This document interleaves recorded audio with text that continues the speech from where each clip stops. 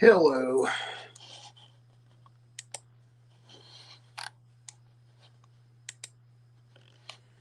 Hello.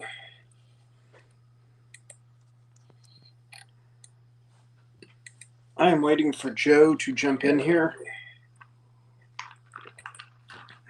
I'm going to send him a text.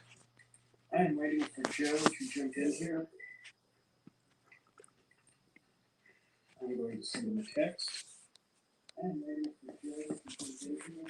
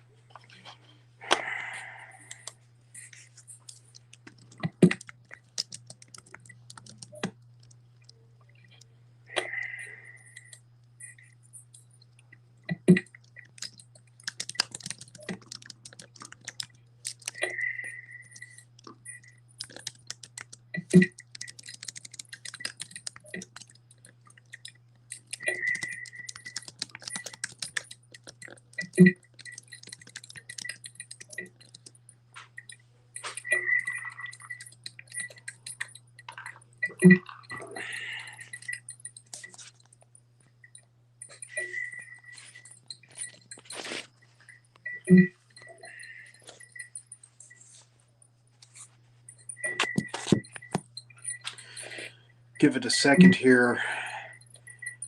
I think Joe is running a minute behind. Give it a second here. I think Joe.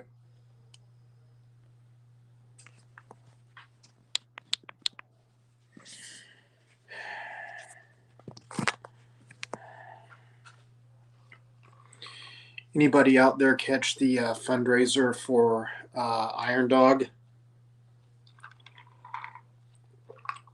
Venom, I would think you would have stopped in over there.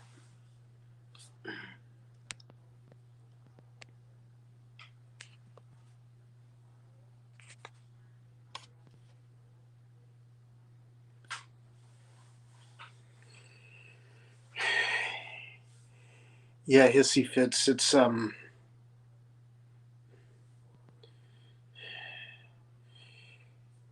It's a little different with StreamYard. Let me add Joe Hinkle to the stream. Hey. How you doing, Joe? I'm doing wonderful. How are you? Real good. I see mostly my people in the chat tonight, so let me talk about you for a minute, if that's okay. Yeah. This is my good pal, Joe Hinkle. He's a YouTube creator himself. He does spoken word poetry, things like that. He does short films. Really amazing, dynamic fellow. It's been an amazing help to me on my YouTube journey. And congratulations, Joe. You just hit 5,000 subs. Yeah. That's awesome. Just a little celebration today. Yeah, no, I'm proud of you. I'm glad to see that happening for you. A lot of my audience probably is not familiar with your work, and I expect a handful of them to check you out.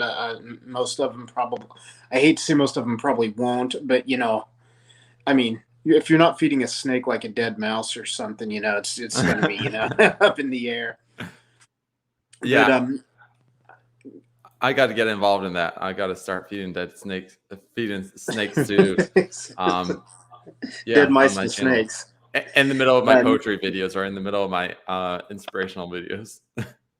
Right, exactly. No, but a lot of a lot of times your name comes up. People like my intro, and they're like, "How did you do that?" And I'm like, "I got Joe to do it for me."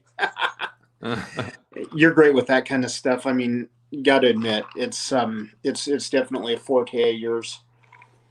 Yeah. So go ahead. Yeah, I started. I just really have been learning a lot about video and some of those creative things. So that's been a fun little journey. And you've been a huge supporter of my channel. You're definitely in the top 3 of the most comments on my channel. Well, I have this I have this theory that, support those who support you. Um, and I'm kind of at the position right now in life where, like, we built a new house on the other side of town from where I live. So I pretty much am at home most of the time with, waiting on contractors or signing off on this or doing that.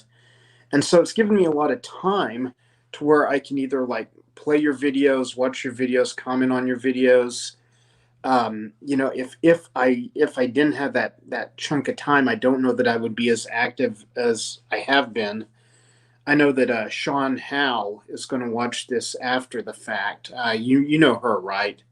I don't know.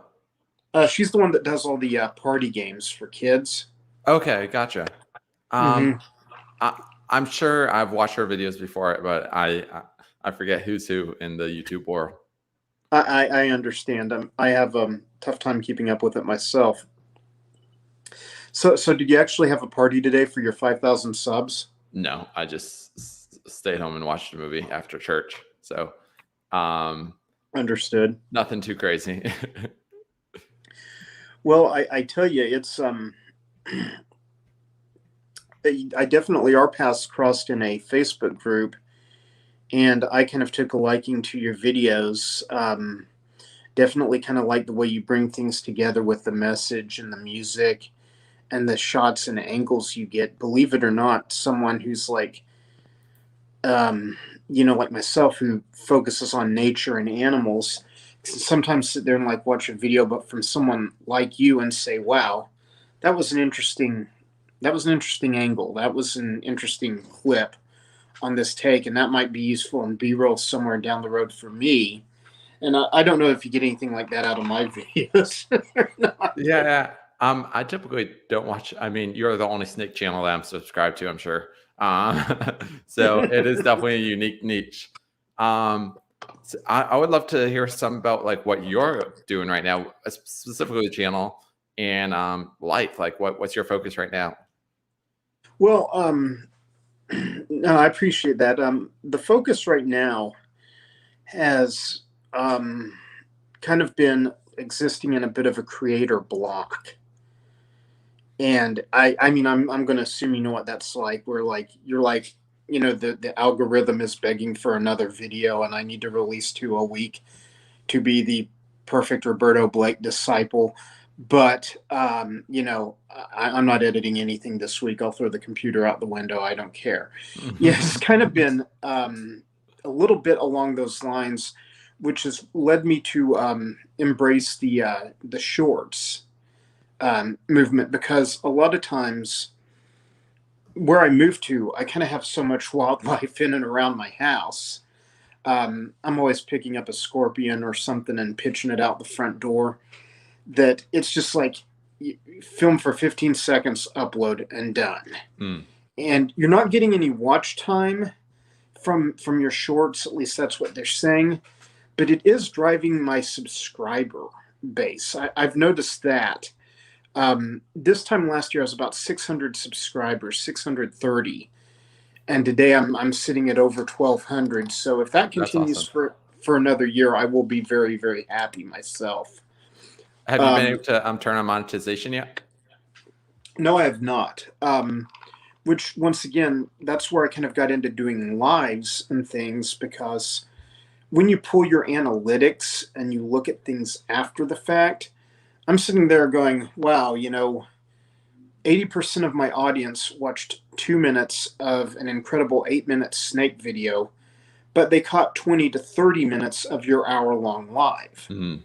And so it's kind of been like a necessary, I don't want to say evil, but it has helped me realize that sometimes you have to adapt, change things up a little, to keep things going.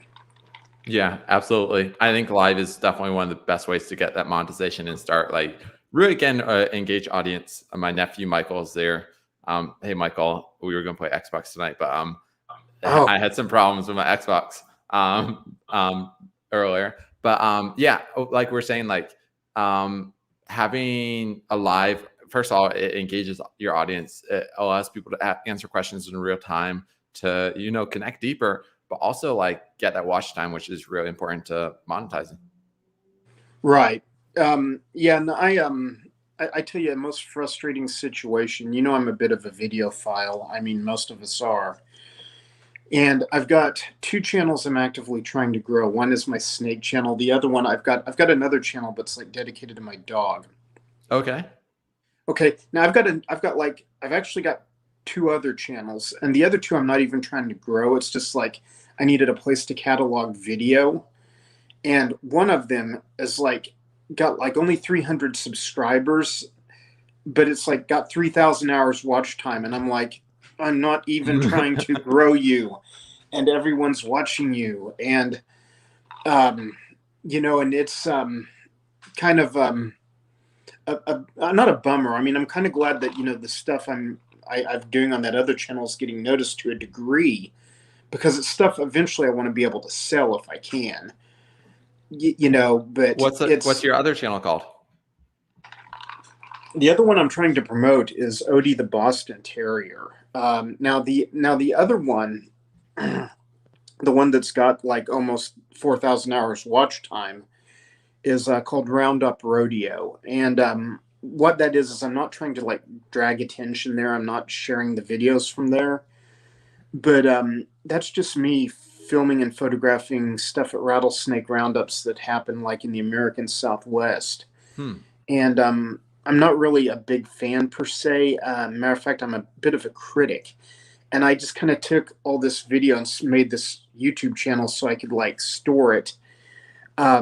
I had one previously that I started in like 2010 that was the same thing. Kind of wound up, a few computers later losing a password and not being able to recover things. So I'm re-uploading all that footage all over again. And I think that the upload frequency has had something to do with like that catching like a gust of wind and some of those videos hitting 15, 20,000 views. I don't see stuff like that on my normal channel. So Yeah, that's amazing. I think if you can get both of that, you got a lot of subscribers on one channel, you got a lot of watch time on one channel. If you can start like cross promoting, and it would be cool, really cool if you could get them both monetized soon, right? that would be nice. I don't know if it's going to happen. You're pretty close, it looks like, with both. And like once you're monetized, it gets way easier to make videos because there's some motivation. It's like, oh, if I make a video this week, like I'm gonna get paid from it. So like that's one of the motivations. Once you hit that threshold, it's like, oh, now this is actually like more than just fun. It's fun and getting paid, which is even more fun. Right. And on when I started this third, or this, I don't know, this probably, hang on, let me stop and back up. When I launched this channel 3 years ago, it's probably my fourth or fifth YouTube channel that I've had. I've had others under other names that I like worked the heck out of for like 2, 3 years. Then just like I let it go. And this time, what I did, and this like is what led me to bump into you, was I thought, people are always talking about monetization, and back 10 years ago, having a YouTube channel was a way for like a producer of nature videos to find out you have stuff. Then they hit you up in email or something, and then they make you an offer. These days, the brokerage services, Blackbox, Shutterstock, things like that are coming more into play for what I do. So, but I still wanted to have monetization as an option. Like if I don't monetize, I mean, it's not like it would be the end of my world or I'd quit making videos, but I definitely wanted it to be an option. So I started researching about a year before I launched this channel of what do you need to do? What are the steps? Things like that. Had one friend in California who had about 4,000 subscribers and at one time was monetized, and then he didn't make a video for a year. And he logged in to like upload a video and found out his whole thing was just, demonetized, like his entire, YouTube platform.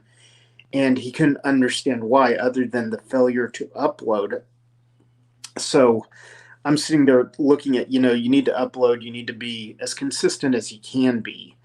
When you rely on wild animals, that adds a different, Sure. I mean, you can imagine, like think about your grandparents or your buddies going out fishing. Yeah, sometimes they come home with 20 fish. Sometimes they didn't even get a bite. It's kind of the same thing in looking for reptiles and amphibians. You can go out, the weather can be perfect, conditions can be perfect, and you still don't see a dadgum thing. And you drove like 4 hours to get there, and you want to pull your hair out. So consistency is kind of been a bit of an issue, but I've kind of combated that with the shorts and the Instagram reels, Mm. which once again, you were the one that was talking about Instagram reels, and I remember thinking, um, Instagram TV, Instagram reels, vertical video. No, until you launch one, and then it like hits like 5,000 views in less Mm. than 10 minutes, and you're sitting there going, "Wow, I can reach a lot of people this way." What did you know about reels? Because you started talking on them before I started doing them. Yeah, I just mostly just saw people really having a lot of success on it, and I haven't like went as hard as I've promoted, but more I've been going hard not on my personal account, but on like some of the clients' account because I do like social media for a living. So some of my Right. clients' account started having a lot of success, but also just seeing like how fast people are growing, and on Instagram because like Instagram, some people are complaining it's like, oh, it's kind of a dead platform, it's hard to grow. But like if you're just consistent on Instagram Reels, you'll start reaching people that don't follow you, and then you can start getting new followers and get your current following engaged. So like I'm just a huge believer of just posting on Instagram Reels right now. Well, and I was too because I honestly I started a TikTok back in 2018, like not long after it first launched. I Mm. mean, before all the controversy, before all the drama. I launched TikTok just because I thought, well, this might be cool, and then I thought, well, it's vertical video, so I'm not going to have a lot to upload to that because I hate shooting vertical video. But one thing that you've impressed upon me, a few other people have impressed upon me, is sometimes you got to do something you wouldn't normally do to break through to another audience, or um, break through to gain new followers. Mm. And um, just watching my subs continue to grow while I've released maybe like 16 shorts and one regular full-length video over the last 2 months.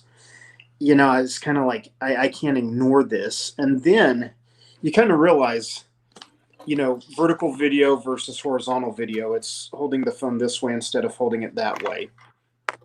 You're still getting video. It still may be useful. Um, things like that. And you kind of come to the realization that it may not be marketable for, like, wildlife films or some of the stuff that I definitely want to sell to again.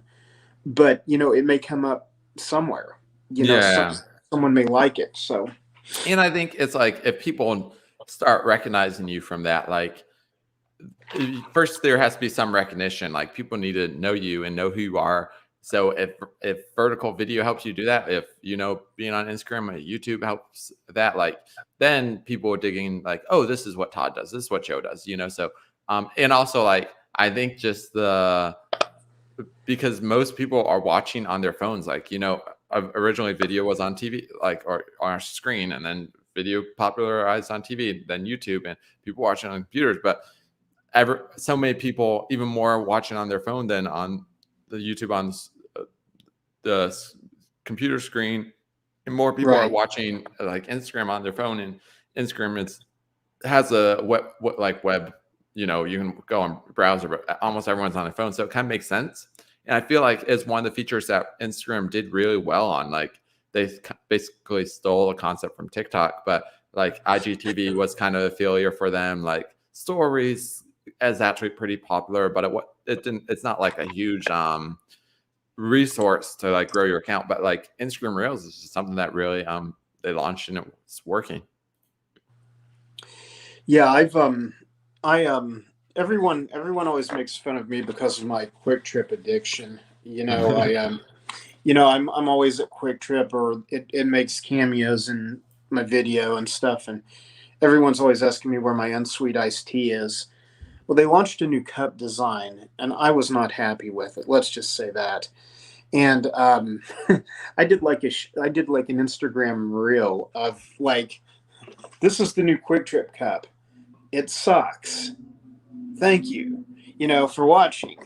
And it's like, I must have launched it in a data pocket or something, because it hit like 2,000 views on reels, That's like crazy. in 10 minutes flat. And and that's what I kind of figured out, was like I was having no success with TikTok. I worked with other people who were successful on TikTok, and they're like, try this hashtag, try this hashtag, try this, try that. And so I start doing all this stuff, and like maybe get 5 more views, maybe like 20 people see this video. I'm taking advice from people who get 10,000 views at a video on TikTok, and it wasn't working for me. So I just started uploading the same thing to like YouTube Shorts, Instagram Reels, and TikTok all at the same time. And probably a month later, I'm still uploading to YouTube Shorts and Instagram Reels, but I've pretty much abandoned TikTok. I just don't. Yeah. I, TikTok's just like a kind of awkward platform still. It's just so much different because I'm so used to Instagram. I'm so used to YouTube. And it's just not as like professional in a sense. So TikTok's right. harder to stay consistent on. And I felt like at first there's a lot of potential, but I feel like there's still potential to go viral. But for the type of content that I make, it's a lot harder to really be super like have super engaging videos there. And that's I totally changed up my style. But I still believe in it, but it's just harder. Right. Yeah, and that's my thing, is ultimately I kind of had to think, I've got all the time in the world right now to do whatever I want with what I want. But like YouTube Shorts and Instagram Reels was where I kept getting hits. So do you ever find yourself not abandoning a platform, but thinking these other platforms over here are successful, and then these over here are not? Yeah. So I constantly adjust to what's working for me. So YouTube, I just see as a platform of the future. It's just where I've built and put so much of my focus. Like Facebook, Instagram, TikTok, Twitter are still going to be there in 10 years. But it's just YouTube's so consistent for what I'm trying to do, which is mostly video. Like Facebook and Twitter and some of the other platforms, the engagement's so low, and it's not like as much made for like growing an audience. It's more like just staying connected with your current audience. But YouTube, I just see so much potential. So I'm just like, that's where I want to invest all my time. no, I understand that. It's I've started uploading to Rumble as well, because if the video's underneath a certain file size, you can get, like, if you have a video that takes off, you can start getting paid immediately. There's no subscriber count, there's no watch hours.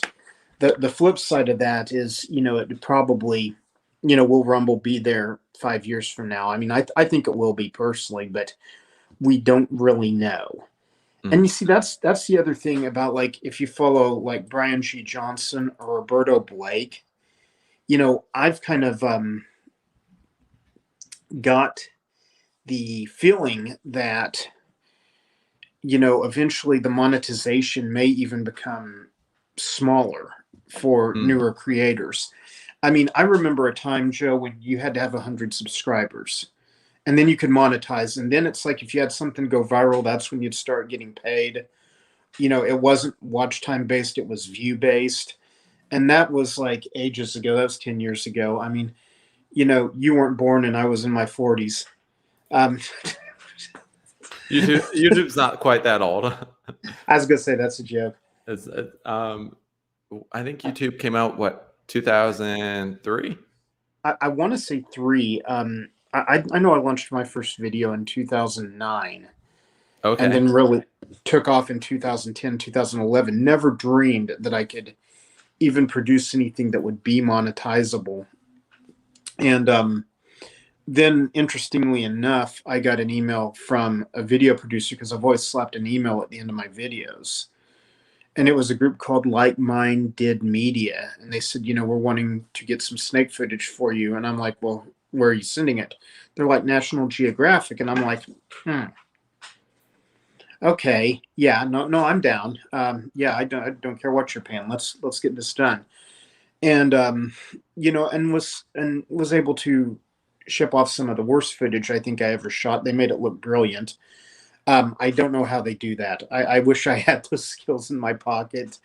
Um, I like to go out and shoot the video. I like to, go out and get the raw product. I'm a horrible. I wouldn't say I'm horrible at editing. I'm definitely nowhere near like where someone like you are. Your editing, your transitions, your things like that. They're all just like perfect to me. So I definitely appreciate the advice you've given me about some of that stuff along the way. Um, you said something that I kind of wanted to come back to, is you said that you do social media for a living. And that's what I was thinking. And you said you had clients. Like how many clients? Like 10, 500, 2,000? What do we? Yeah, I have about 5 to 10 clients. Say that because there's some projects I'm working on in some months, and some like continually I'm managing their accounts, and some people I just do work for a job for a couple weeks and then finish. So there's like about 5 to 10 people I work with on a regular basis. But I help them with their social media, help them make sales, help them grow on YouTube and whatever platforms they're focused on to really grow their business, whatever it is. Right. Well, now, and how long have you been doing YouTube? Because you've been around a while. I started about 3 years ago, and I made my first video a little over 3 years ago. But I started really consistently. So like even right when I started right away, and like I really was, I was planning. I kind of like was thinking planning for a while, and then like once I really started, I was like went pretty hard at it. So I've put out a lot of videos in the last few years. Right. I've noticed. And You your video count's up there. I checked your channel, and you have what I think 172 videos on your channel. I So think something so. like that. I I think I know it's over 100, and I don't think it's over 200. So I want to say it's somewhere. I generally kind of try to pay attention to, like, if something takes off, I keep an eye on it. If something doesn't get a lot of love, I understand that. Mm. And then what I don't understand is why something you did 5 years ago, gets some kind of love in the middle of the night, and next thing you know, it's being your video, like something that stayed at 400 views forever went to 20,000 Mm. overnight. And if you're like me and you're a genius, you lost the email address, you can't log in and check. You're sitting there going, well, it's probably on the Huffington Post or CNN or CNBC or something, and you just never really know. But that's why I kind of figured, this channel, I'm calling this my last channel, because um, hopefully I can keep everything niche wise that I want to do long term on this channel. Mm. Why I started my other YouTube channels was like, I have a drone channel. It's horrible. It sucks. I'm not giving you the name. I'll send it to you privately later. But I don't want people like associating me with that channel, because like it's just horrible. But it's not someplace I've hit my groove yet, or that I want to produce consistent enough video, even though I love droning. There's a lot of competition out there in that niche. And I uploaded a couple of those videos to my snake channel, and people liked them, and people loved them. But I also noticed, like 500 views, 700 views, 1,000 views, and then here's your drone video, it got 100 views, and people really like it. But it's kind of like the YouTube niche factor has been something that I very rarely see people pull a dual topic channel and really pull it off. Like one guy, Lou B747, he's an airplane pilot, and he's also a snake hunter. And so he puts out aircraft footage and snake footage, and he does it well enough to where both topics have been successful on the same channel. I have another friend named Desert Wolf Armory, and he does rattlesnakes and guns, and he's a weapons expert, and he's once again he's had really successful luck with both topics. Mhm. I don't know that you could even start out today and pull that off with YouTube. Maybe you could. I don't know. I think the niches and the focus of the videos have to be similar enough. Like um, if someone does, you know, like if it's connected towards like the same types of things and the same type of people are going to be watching it. Like, for example, I think Roberto Blake is an example because I love his channel, but he's not like just a YouTube guy. He's like YouTube, personal finance a little bit, but mostly about how to build a business online. So like there's different topics. He talks about YouTube a lot and some of those other things. So I think that's kind of where you can kind of do separate niches or multiple niches on a channel if it's all within the same focus and for the same type of people. What I wouldn't doubt that's kind of accurate, because like if you look at like like all of us these days, no matter what the technology is, take your GoPro camera. Okay, you didn't read the owner's manual. You looked up a YouTube video on how to get out a stuck data card. I mean, am I wrong? I mean, I'm pretty sure I'm right, but it's like there's these really broad areas like technology. Like you can do drones, you can do cameras, you can do video cameras, you can do flash drives of all things. You can do phones. You can do several different things under the topic of technology. What I wanted to do with my channel was kind of have an all around nature type channel. I didn't want it to be limited to just snakes, but I also knew that was going to be the primary primary focus of what I did, just because that's what I'm going to put the most effort into. That's what I find the most of. That's what I have the most ability to photograph. And, so like I noticed like you remember some of my old fish videos that I shot in zoos and aquariums and things. So a couple of them even came from pet stores of all things. And I remember you commenting on those and liking some of them. And I pulled those, even though I may bring them back at some point, because at the same time I was kind of like, my other videos are getting 300 to 500 views, and here's my black crappie video. I got 50 views, and one of those was yours, so I thank you. Definitely, it wasn't a bad video. It just kind of wasn't cut out for the people that frequent my channel, is what I can discern. Yeah, and I think just you kind of learn through that through anything in life. Like you just test and you figure out what works for you and what works for the people who are watching. So I have a question, and I've been curious about this for a while. Like, why did you start this? How did you develop your obsession with snakes, and how did you start like your snake journey, and then how did it turn into a YouTube project? Well, what had happened is I grew up in Broken Arrow, Oklahoma, which you're familiar with. I think you said you had a buddy here at one point who Yeah. was interning or something.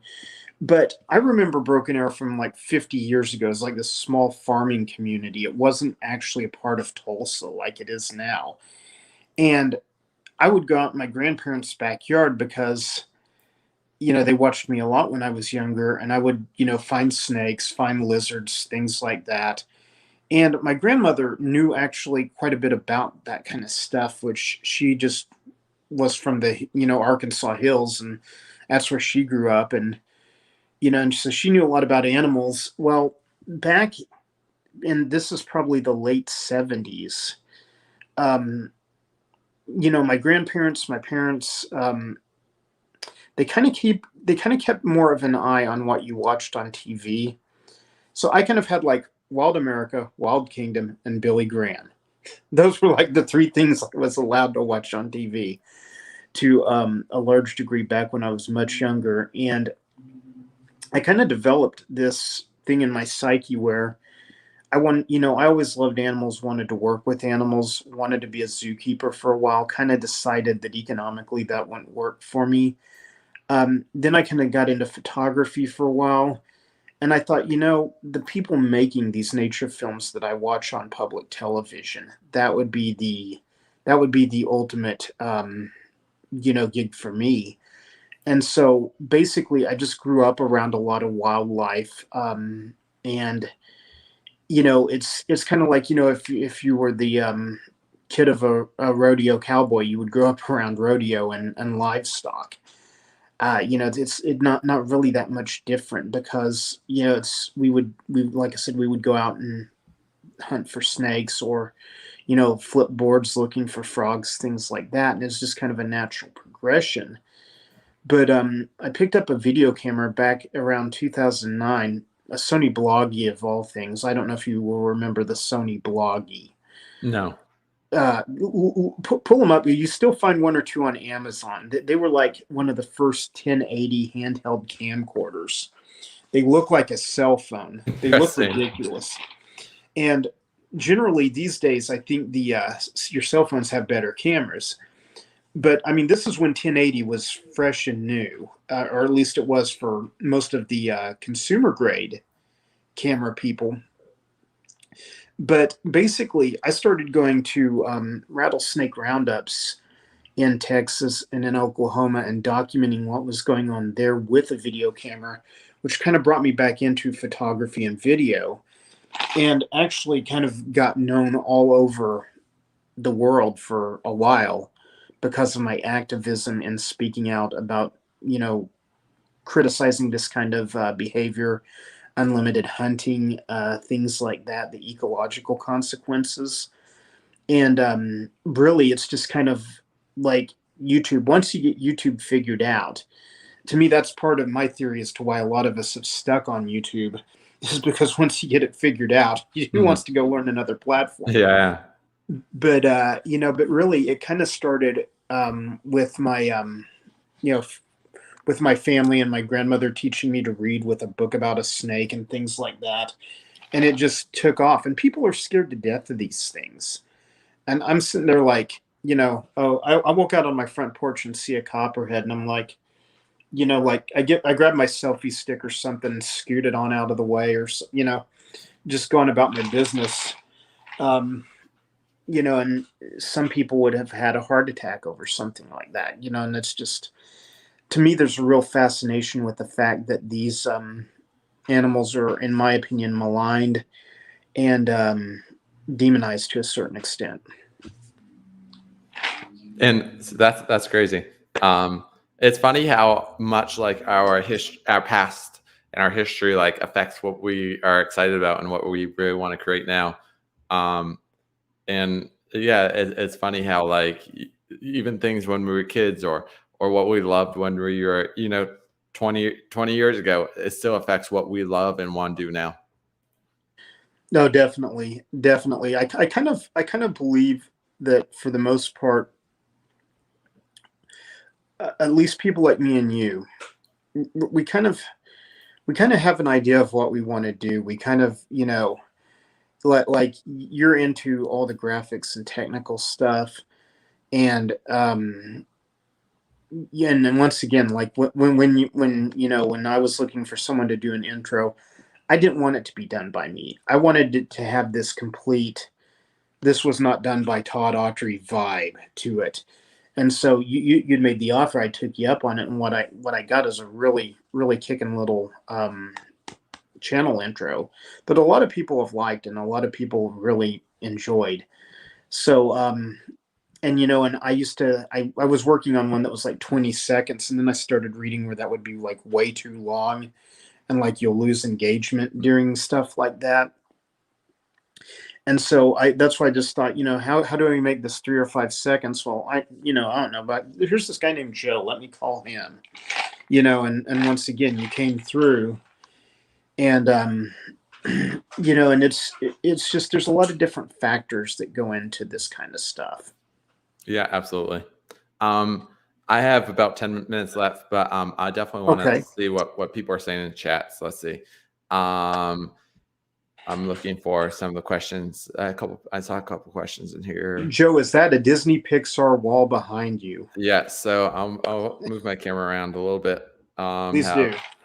up Moana, um, Toy Story, Finding Nemo. So yeah, all Pixar movies. They're not necessarily my favorite movies, but they're movies that inspire me and kind of like resemble of what I love and kind of want to just reflect what my content's about. So Bowman Turtle Lover asked, does Joe keep reptiles? No, currently no. Hopefully, maybe in the future. It'd be fun to have a pet turtle or something.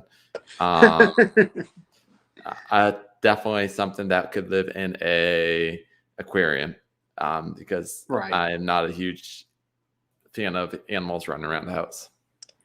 No, I understand. We've got a lot of differences in what we do, but at the same time, collaboration is a highly important issue.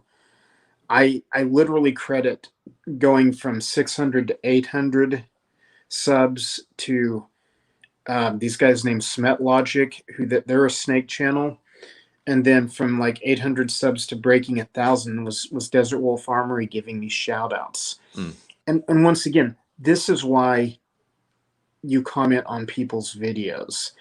You make sure your comment isn't stupid and adds value to the experience, because that's how you stand out, and then you get noticed by someone bigger. And these principles have been going on for years, like musical groups. Mm. Everybody wants to open for someone who's a big name because of what that does for them. Well, it's not that much different in our world. If if you had a chance to collaborate with Brian G. Johnson or Roberto Blake, would you take it? I mean, my guess is the question is yes, you would. And I wouldn't blame you. Heck, I would. Um, even though I can't think they wouldn't know what to do with me. But A random fact, I don't even know. Roberto Blake doesn't know who I am, but I did help him film one video. I met him in person really, once. wow. Like this probably 2 years ago. But then he needed someone to hold a camera for a video he was doing, so I held his camera. But I have no credit in any part of the creative direction of the video. But it's just at an event. He's like, "Hey, I need someone to help film the shot." So he handed me the camera, and so I have I guess filming credits on one of his videos. Wow, that's interesting. I'm gonna It's so have to. random. Where did you hook up with him at? Was he out your way, or were you out his way? So Or this was when I lived in the Dallas area, and he was at Video Marketing World. okay, So and I've seen him at Vid Summit is another event that I'm sure he'll be there in a couple weeks, and I'll be there. It's out here in LA. okay. So Vid Summit's coming up. Yeah, that one's gonna be a lot of fun. It's definitely it's more of a creator event, so lots of like not just like YouTube fans or like people who take it very seriously and who have YouTube as really their business. Right. So Well, that's cool, and that was one thing that I thought when like relaunching another YouTube channel was like look at some of the YouTube coaches that are out there, kind of and kind of like follow them, do some research, understand what they're saying, because a lot of times I feel like sometimes you might get something that's a little odd from one of them, but 9 out of 10 they're pretty spot on, or at mm, least they seem to be. So it's kind of like you have to pay attention to those kinds of things, because I mean the old adage is find someone else who was successful and then do what they did. yeah, and it's a good one. I mean, it works, right? Like Right. it's a a good adage to live by. Definitely, definitely. So what are you're back in, you left Texas, you're back in California now, correct? Yes, I live in Moreno Valley right now, and it's a fun place to live. Well, The that's weather's cool. as the kind of stereotype. Weather's always nice out here. Yeah, I know, man. What did you think about living in the Dallas Fort Worth area during the Uh, spring? Honestly, compared to like most places in the country, it's not that. It's like other than California, Texas is one of the top places you can live because you don't have the cold or the rain of the Northwest, and you don't have the cold or the crazy weather of the Northeast or the humidity. Even if there's some humidity in Dallas Fort Worth area, but like Georgia, Florida, just crazy. I would hate living there during the summer and the hot seasons. Right. The humidity there is through the roof. I'll give that to you. And do you mind if I hit you up? Man, your audio is crystal clear. What kind of mic are you using? I'm using the Blue Yeti. The Blue Yeti. Okay. I have Yeah, one. I don't use it much, but I'm not the.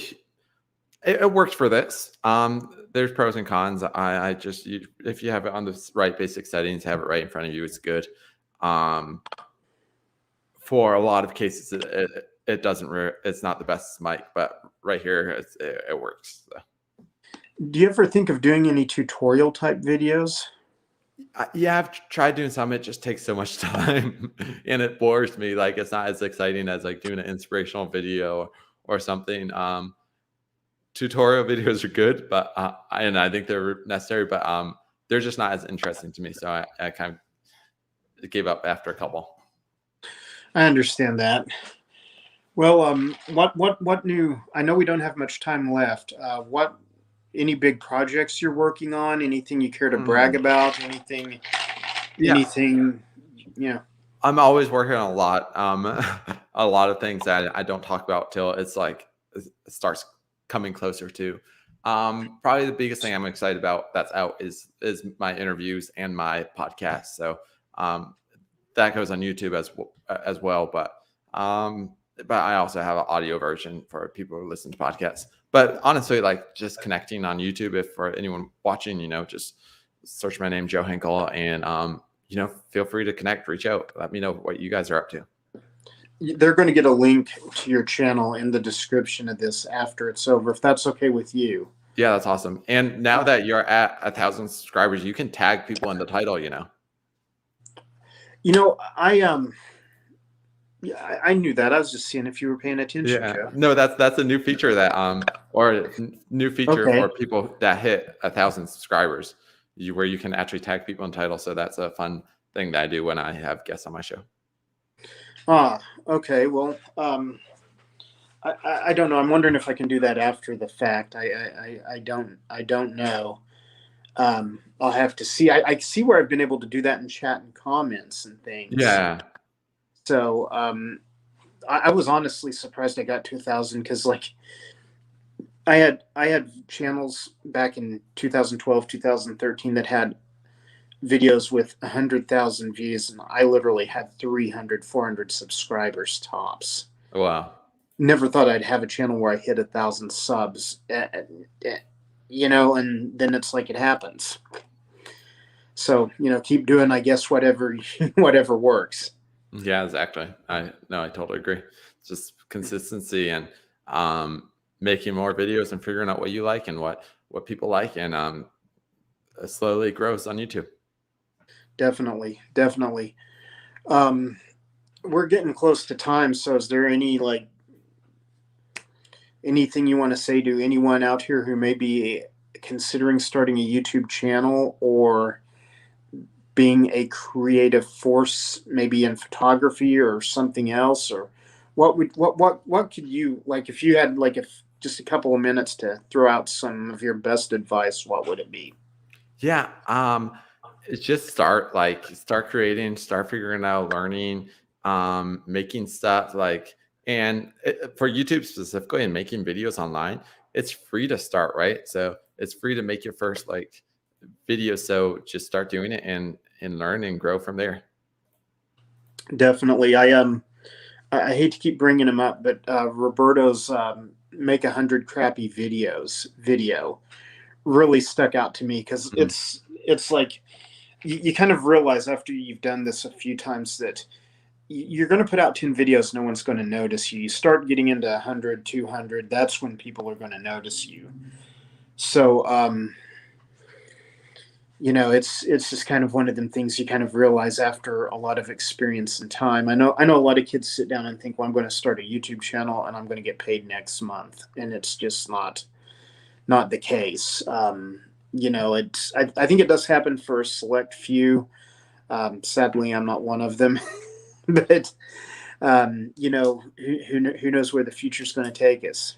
Yeah, and YouTube's definitely going to be the future, and online video is so, like, especially for people who have businesses who have goals and things that social media and YouTube can help with, like creating is going to help us get there. Right, definitely. Well, man, any parting thoughts or questions or anything, or Just start creating. Just start, like start taking action on some of your goals and dreams. For anyone watching, like, there's so much potential, and let's get it. right, definitely. You gotta. That's what I tell a lot of people that hit me up, and not that like people come to me for advice, but when they do, it's kind of like just start making videos, Mm. like literally, especially if you're real small. If you screw something up, you're so small, no one's going to notice. That's part of the beauty.